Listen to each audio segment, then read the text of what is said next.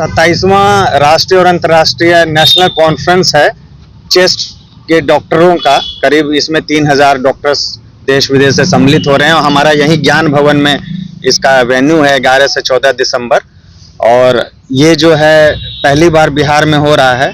चूँकि मैं डॉक्टर सुधीर कुमार, मैं अपना परिचय देता हूँ, प्रेसिडेंट हूँ इंडियन चेस्ट सोसाइटी का।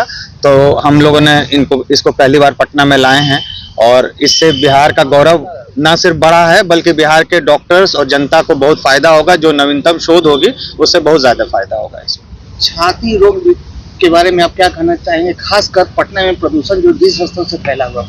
आप बताइए डॉक्टर साहब, आप बताइए इनको।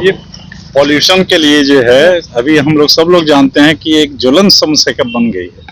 और सबसे बड़ी दुखद बात यह है कोई भी पॉलिटिकल पार्टी अपने मैनिफेस्टो में इसको शामिल नहीं करती है।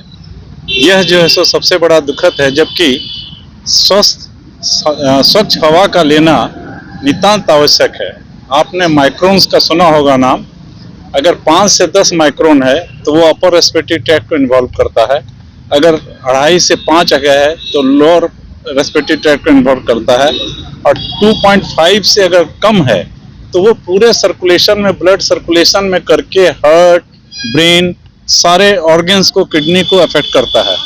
तो यह एक बहुत ही ज्वलंत समस्या है और इसको फेफड़े रोग के जो विशेषज्ञ हैं, हम लोग जैसे चिकित्सक हैं, वो इसको ज़्यादा फेस करते हैं। क्योंकि सबसे पहले हम लोगों के पास मरीज ऐसे आते हैं खांसी का, सांस फूलने का, चेस्ट पेन का, इवन लंग कैंसर का जो है कि नहीं सो। अभी आप देख लीजिए जरा अपना बाइट, आप लोग प्लीज दिखाइएगा। ये जितने पत्ते हैं उस पे देखिए कितनी धूल है, कितनी धूल। और आप देख रहे हैं कि यहाँ पे लोग गांधी मैदान ये सोच के आते हैं कि हम जो है स्वच्छ हवा ले रहे हैं, पर एक्चुअली में वो कितना प्रदूषण ले रहे हैं आप ये इसको देख सकते हैं। तो अगर इस प्रदूषण का कोई उपाय किया जाए सरकार के द्वारा तो मेरे ख्याल से ये बहुत अच्छा रहेगा। एक तरफ टीबी उन्मूलन की बात की जा रही है, दूसरी ओर ये प्रदूषित हवा है, छाती पे इसका क्या इफेक्ट पड़ने वाला है? बताइए डॉक्टर साहब। हाँ, बिल्कुल सही बात आपने पूछा है।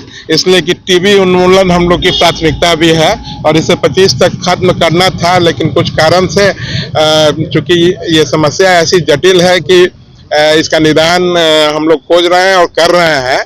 और निश्चित रूप से प्रदूषण के चलते जो है ये समस्या मल्टीप्लाई करती है, इम्यूनिटी वगैरह घट जाती है ना।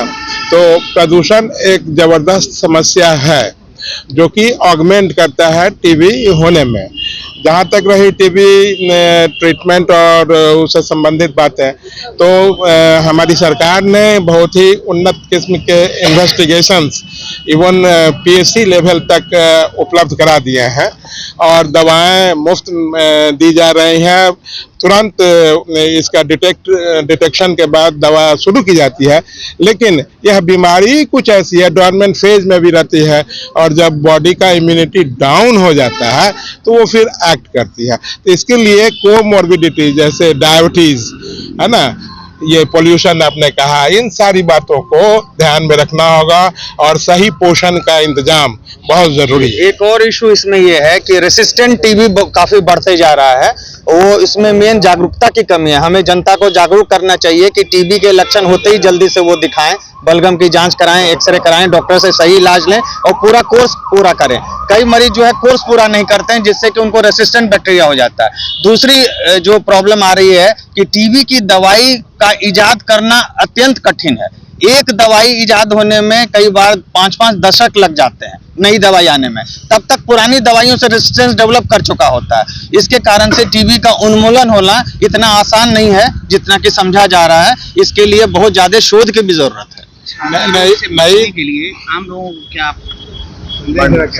देखिए, हम तो यही कहेंगे कि सबसे पहले हम प्रदूषण रहित वातावरण की तैयारी करें, वो सबसे इम्पोर्टेंट है। दूसरा ये है कि हम योगा, प्राणायाम, रनिंग, जॉगिंग, वॉकिंग करें, स्वच्छ हवा में, आसपास हरे भरे पौधे लगाएं। और इसके अलावा हमें अपने फेफड़े को बचाने के लिए निमोनिया का टीका, फ्लू का टीका डॉक्टर की सलाह पे जब भी हो रेगुलर लेते रहें। अगर इतना कुछ हम लोग करते हैं तो मेरे ख्याल से हमारे फेफड़े स्वस्थ रहेंगे और पूरे शरीर को प्राणवायु, ऑक्सीजन की जो कमी कभी महसूस नहीं होगी। मास्क भी यूज कर सकते हैं हम लोग पर्सनल प्रोटेक्शन के लिए। N95 मास्क जो होता है उसका प्रयोग कर सकते हैं, तो उससे जो है सो ये राष्ट्रीय सम्मेलन जो फेफड़ा रोगों पे है, नैपकॉन 2025, इसका जो इसी ज्ञान भवन में, हमारे पीछे देखिए ज्ञान भवन है, इसी में 11 दिसंबर से 14 दिसंबर हो रहा है। 11 तारीख के ठीक शाम 6 बजे इसका विधिवत उद्घाटन हमारे महामहिम राज्यपाल जी करेंगे बिहार के, और साथ में हमारे माननीय स्वास्थ्य मंत्री जी भी उसमें गेस्ट ऑफ ऑनर रहेंगे। तो इसमें करीब इस इनॉग्रेशन में 500 से 700 डॉक्टर्स सम्मिलित होंगे इनॉग्रेशन दिन के दिन, और ये एक बहुत बड़ा प्रोग्राम होगा। इसमें पूरी रूपरेखा हमारे नैपकॉन कॉन्फ्रेंस की, उसकी सबके सामने, जनता के सामने रखी जाएगी, जो कि आप पत्रकार भाई बंधु लोग कवर करेंगे, और उससे जो है जनता को उसका पूरा लाभ मिलेगा।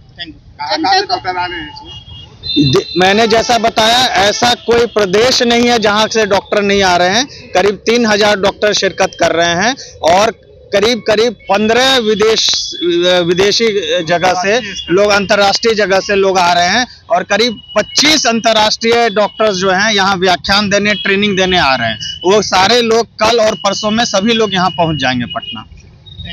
इसमें एक चीज और है, 12 वर्कशॉप हम लोग कर रहे हैं 12 स्थानों पर।